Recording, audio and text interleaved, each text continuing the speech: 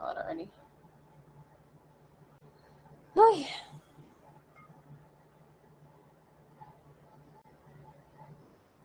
hey. Somehow we got to the 15th of July already. I honestly don't know how that happened or when, because it was just June. So, welcome. Thank you for being here. Um, it's Tuesday, and this is when I go live to talk about singing stuff and nervous system stuff and other stuff. So, if you have stuff that you want me to talk about, let me know. Put it in the comments or message me and ask me any questions you have about how I roll. I know these are kind of like the only videos I've been doing at the moment because I don't have the capacity to like come up with short form stuff. It's just easier for me to come on here and be with you guys for half an hour every week.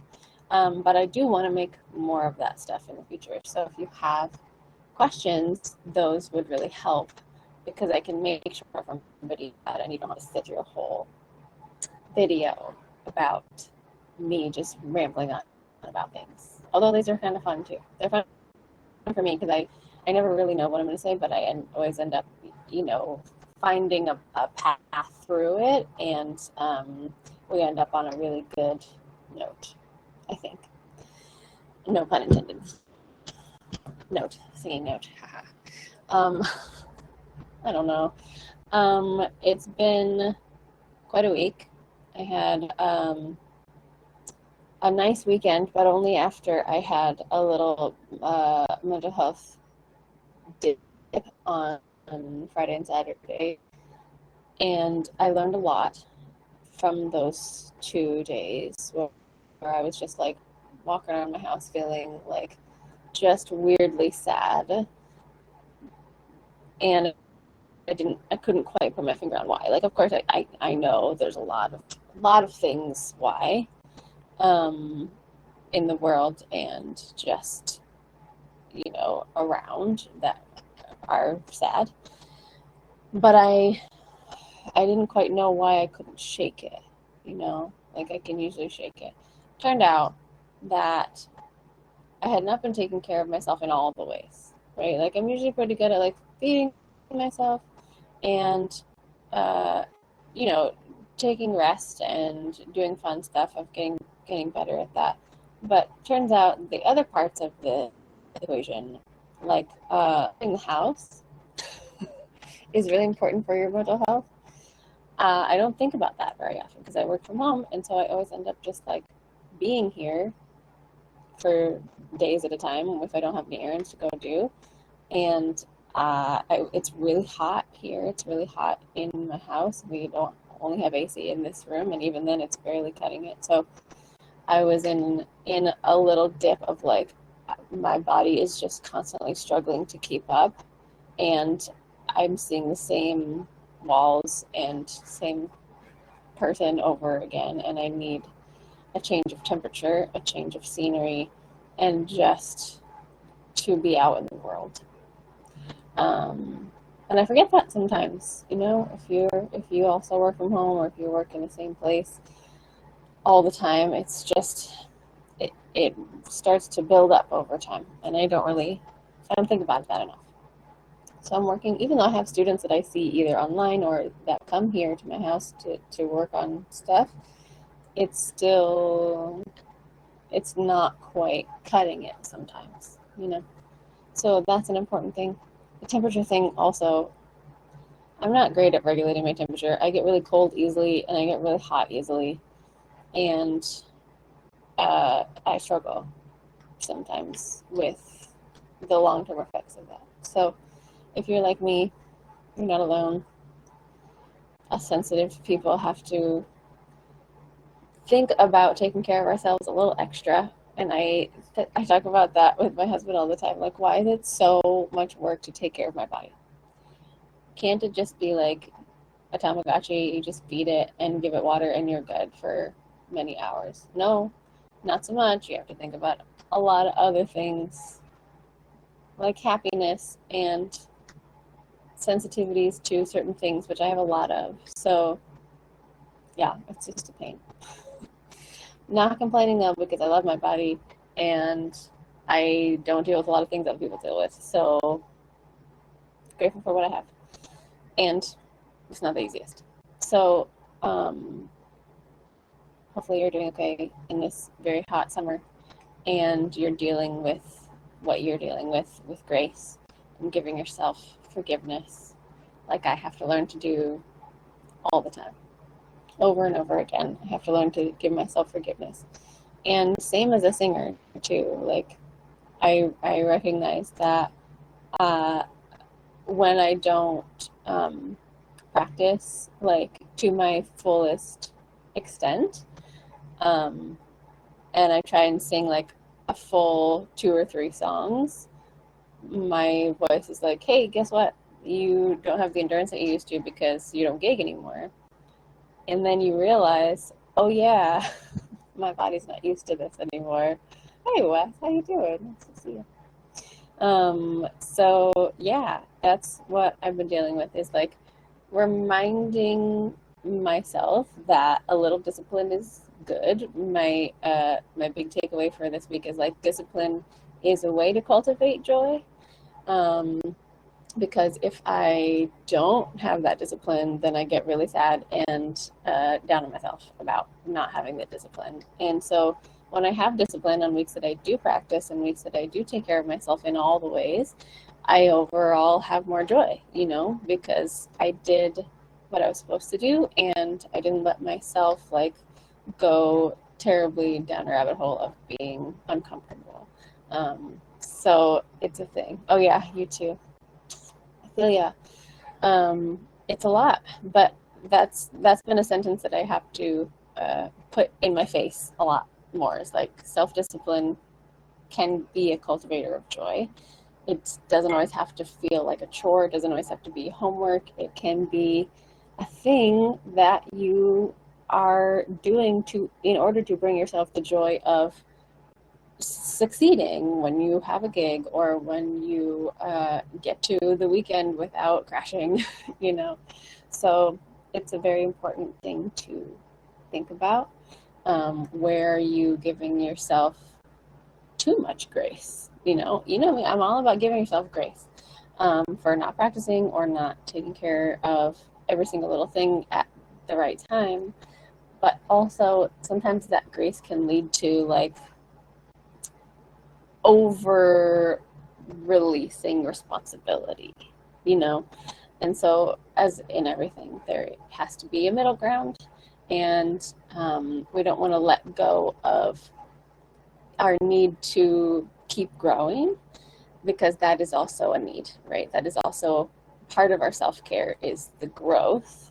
Self-care is not always like do nothing, take a bath, eat chocolate, like treat yourself. That's not always what it looks like. Sometimes it looks like that when you're burnt out and overwhelmed, but sometimes self-care is getting back on the horse when you don't necessarily feel like it, Of course, discernment is necessary. If your voice is tired, if you've really overdone it this week, give yourself that day of rest, right? That's very important. I have to say that as a vocal coach. Don't blow your voice out just because I said self-discipline is a good thing, right? But only you can discern that, right? Like it's important to feel and be in your body enough to know that, okay, I have hit this practice hard enough for today. Now I'm going to go rest. I'm not going to practice for 2 hours straight because I know that I don't have that endurance in me, and that's okay. And in the long run, I'm going to work up to it, but I don't need to push it all today just to feel like I practiced enough, because that's never going to happen if you're a perfectionist like me. We're never going to get to enough, right? So the other side of the coin is like, if you haven't been practicing all week and you're feeling guilty about it, like, guess what? It's time to just do 15 minutes, The only way you're going to get the endurance in your voice, and I'm talking to myself, don't worry, it's not just you. The only way you're going to get to that endurance to do a 3-hour gig, which is a very realistic ask that people ask nowadays, is to start 15 minutes. work your way up to 25, work your way up to 45, right? Like you have to put in the consistent work. And that 45 minutes is not going to come from doing an hour and a half twice a week, right? That's not the way to work up to that. That's just going to cause more stress in your voice and your vocal muscles and your nervous system, honestly. Like if you do all of that all of a sudden, it may feel really good at the end of your hour and a half practice, but then the next day you feel a little scratchy and you're like, ooh, maybe I should have called it a little earlier and then just done another 45 minutes today. You know what I mean? So that's a thing that I'm working on as well, like making sure I am not overdoing it or underdoing it. It's not always a one-way street, although many of us have like tendencies that we get into. Like some of us flighters are like way overdoers, and so often the prescription for yourself is to, take a look at what you've been doing and like a lot of the time do less, right? Like we do too much most of the time, and that shows up in our voice when we over push a high note, when we try and add grit and it just comes out scratchy and grabby and the note stops, that kind of thing. But if on the other hand you are a fleer, right, if you're a flighter or a freezer, your tendency might be to already be doing less, right, to save yourself from the freak out or the mess up or the perceived judgment that might happen, So in our body, that looks like we try and go for a high note and the air just isn't there. It just stops, right? That is, in my experience, a lesser portion of the population that shows up in my world. I have a lot of fighters in my world. But that is a very real and valid thing that shows up in your voice and your body in different situations. This is not just for voice too. This is in any situation where you have to show up and do work, right? Or conflict situations or, just relationships with other people. A lot of times how we show up there is how we show up when we're singing too. So if you're a flighter and you just peace out at the first sign of scariness, that's what's going to show up in your voice too. That's going to come out like you don't have the note or you don't have the power or everything is breathy that you're looking for, right? So in that case, if you're one of those people, I think the best option for you is going to be, how do we create a little more consistent practice in my life instead of just the default of saying, well, I don't have an hour, so I'm just not going to do anything, right? 5 minutes every single day. If you have 5 minutes when you get out of the shower, when you're on the way to the grocery store, like a little bit every day is way better than an hour and a half or 2 hours once or twice a week, in my opinion, because of how strength building works, right? If you think about going to the gym, if you go to the gym once a week and you lift really heavy, you're going to be in pain the next day, right? And then you're recovering for another couple of days and you're not going to want to go back because you're still in pain. And then you go back the next week and you do the same thing all over again. You're not growing because you had 5 days off, right? So if you go to the gym for 15 minutes one day and then you go for 20 minutes the next day and then you take off the day after that, you're like, okay, great, I got a recovery day. I don't want to overdo it and hurt myself. And then you go back the next day and you're like, wow, I actually feel stronger because I took yesterday off, but I didn't way overdo it before I took that day off. Same goes with these little teeny muscles in here. It's just harder to connect to these because they're not so visible. Like you can see your bicep and you can really feel it when it's hurting, when you've overdone it. But these little guys, it doesn't often show up the same way. It doesn't often show up as soreness. It shows up as your voice is not doing what you want it to do. And that is way scarier than just having a little soreness, I think, in my experience. So keep that in mind as you're working on either doing more or doing less, whatever your tendency is, or doing the opposite. But in a graceful way, in an easeful way, in a not hardcore go all the way pedal to the metal way, whichever direction you're going, ease yourself into that, you know. So that's what I'm working on too, easing myself into using my voice more, but not letting that fight tendency take over. You know, like a couple years ago when I had a gig, I had this experience, and it makes so much sense now looking back at it because I'm such a fighter flighter. I'm actually more of a flighter than I think I am, more than a fighter, I think, most of the time. And so I just didn't practice for a long time. And then like 4 days before the show, I started really hardcore practicing. And then I practiced for like an hour and a half for 3 days straight. Then the fourth day, guess what happened? I was in pain. My voice was not ready. It was really struggling. I had over practiced. I had over pushed. I'd overdone it without building up to it. I had done 0 to 60 for 3 days in a row. And then I had to call my vocal coach and be like, I'm freaking out. What do I do? And she's like, look, there are a couple of things you can do, but mostly you just got to rest, you know? Make sure you're hydrating, make sure you're drinking hot water before the show to calm everything. But the best medicine is rest, especially if you're overdoing it, right? Like I didn't injure anything, thank goodness, but if I had practiced another day, I might have.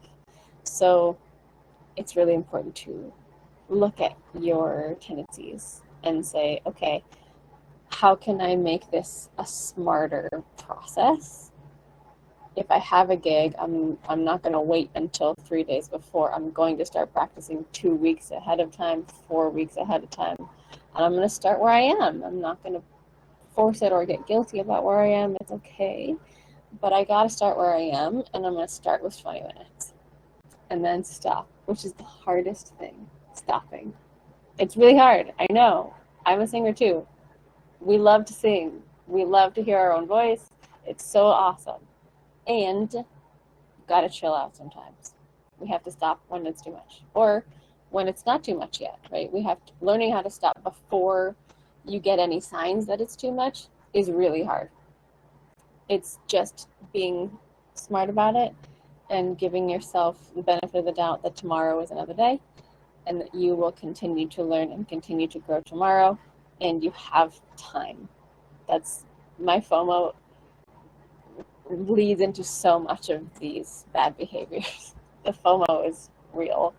Like, I feel like I'm not going to get anywhere unless I go hard all the time, right? Raise your hand if that is you also. So I do.